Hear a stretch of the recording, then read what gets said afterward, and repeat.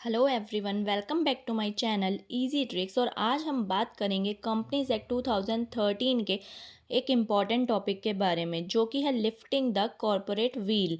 सबसे पहले हम इसके कॉन्सेप्ट को अच्छे से समझ लेते हैं।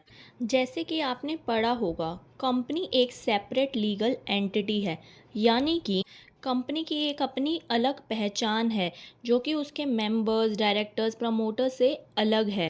ऐसा इसलिए किया गया है क्योंकि कंपनी के मेंबर्स का कंपनी के प्रति अनलिमिटेड लायबिलिटी हो, इसीलिए कंपनी को एक सेपरेट लीगल एंटिटी माना गया है।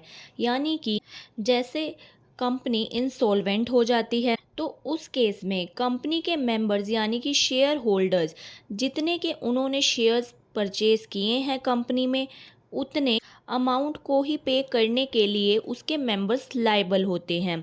अगर इंसॉल्वेंसी के टाइम पर कंपनी की लायबिलिटी कंपनी के एसेट से ज़्यादा है, तो उस केस में कंपनी को लोन देने वाले, कंपनी के क्रेडिटर्स, ये सभी लोग कंपनी के मेंबर्स यानी कि शेयर होल्डर से एक्स्ट्रा अमाउंट की डिमांड ना करें। इसीलिए इस प्रोविज़न को बनाया गया है। बट कभी कभी क्या होता है, इस प्रोविज़न का फ़ायदा मेंबर्स और उसके डायरेक्टर्स उठाने की कोशिश करते हैं। जैसे कि हमने अभी बात की कि कंपनी ने लाइबिलिटी पे करनी है, पर कंपनी के पास उतनी एसेट नहीं है और क्रेडिटर्स मेंबर्स से भी अमाउंट नहीं मांग सकते।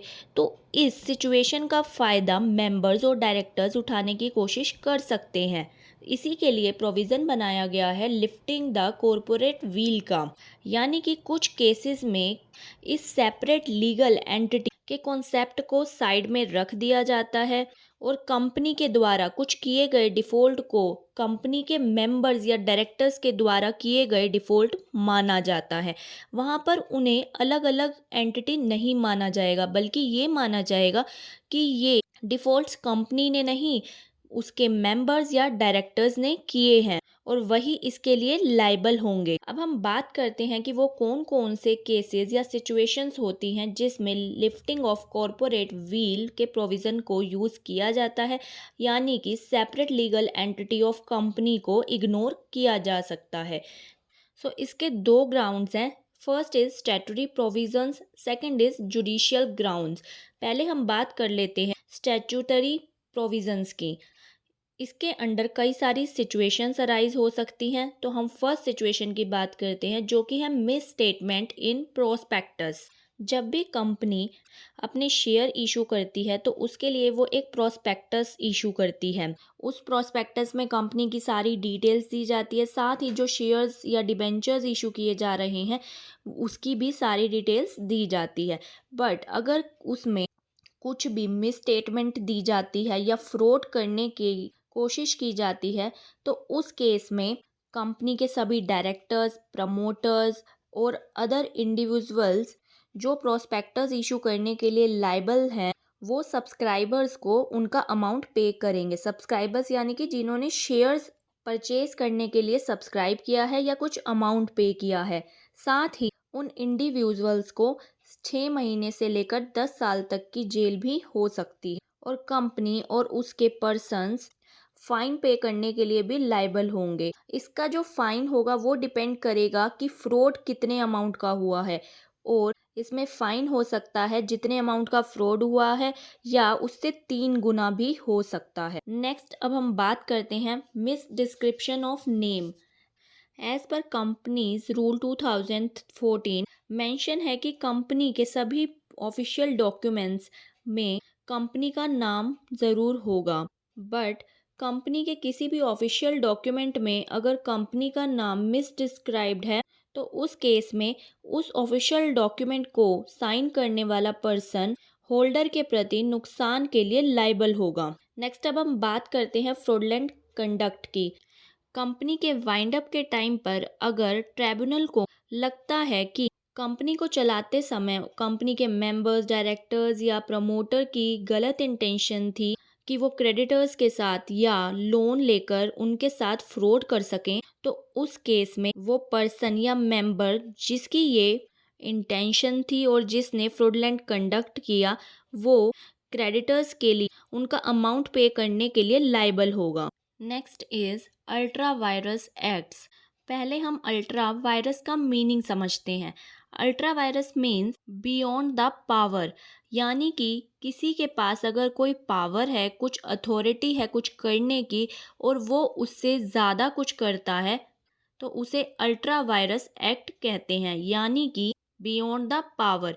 अगर कंपनी में उसके डायरेक्टर्स या अदर ऑफिसर्स को जो भी पावर मिली हुई है वो उससे बियॉन्ड कुछ काम करते हैं, अपनी पावर्स का गलत यूज़ करते हैं, तो उस केस में भी कंपनी के सेपरेट लीगल एंटिटी होने का प्रोविज़न ख़त्म हो जाता है।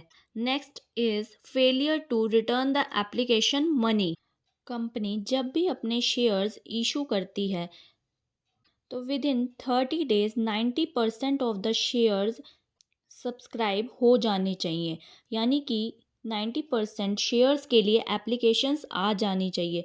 बट अगर ऐसा नहीं होता तो उस केस में जितनी भी एप्लीकेशन मनी रिसीव हुई है कंपनी वो सारा amount within 50 days of the closure of the issue ma'am subscribers को पे कर देगी। बट अगर एप्लीकेशन मनी रीपे नहीं की जाती with in the specified time तो उस केस में कंपनी के डायरेक्टर्स और ऑफिसर्स वो इस एप्लीकेशन मनी को पर्सनली पे करने के लिए लायबल होंगे, साथ ही उन्हें 15% पर एनम उसके ऊपर इंटरेस्ट भी पे करना होगा, और साथ ही जो डिफ़ॉल्टर कंपनी है और उसके जो भी ऑफिसर्स हैं वो 1000 रुपीज़ पर डे पेनल्टी पे करेंगे, और जब तक वो ये अमाउंट पे नहीं करेंगे तब तक ये पेनल्टी लगती रहेगी। और इस पेनल्टी का अमाउंट जितने का डिफ़ॉल्ट हुआ है या तो उतनी या 1 लाख रुपीज़ जो भी लेस है मिनिमम उतनी पेनल्टी पे करनी पड़ सकती है।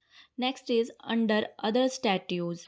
अगर कंपनी वाइंड अप कर दी गई है और कंपनी के कुछ टैक्सेस पे करने बैलेंस थे बट उन्हें पे किए बिना ही कंपनी को वाइंड अप कर दिया गया है, तो उस केस में कंपनी के जो ऑफिसर्स होंगे या डायरेक्टर्स होंगे वो पर्सनली इस टैक्स पेमेंट के लिए लायबल होंगे। Next is other under judicial interpretation. कई बार जजेस को कुछ ऐसे डिसीजंस लेने पड़ते हैं जो कि लॉ के अंडर वो सिचुएशन नहीं दी गई होती, but as per the current और एक्चुअल सिचुएशन उन्हें कुछ डिसीजंस लेने पड़ते हैं अपनी सूझबूझ से, उसी को ही इंटरप्रिटेशन कहा जाता है। सो अगर जुडिशरी के सामने कुछ भी ऐसी सिचुएशन अराइज होती है तो वो अपनी इंटरप्रिटेशन के अकॉर्डिंग तो वो कंपनी के लिफ्टिंग द कॉरपोरेट वेल के प्रोविज़न को यूज़ कर सकते हैं। आई होप आपको ये लिफ्टिंग द कॉरपोरेट व्हील का कॉन्सेप्ट अच्छे से समझ आया होगा। अगर ये वीडियो आपको अच्छी लगी तो प्लीज़ इसे लाइक एंड शेयर करें और चैनल को सब्सक्राइब करें, और आगे आने वाली वीडियोज़ आपको मिल सके इसके लिए बेल आइकन पर ज़रूर प्रेस करें। Thank you for watching the video.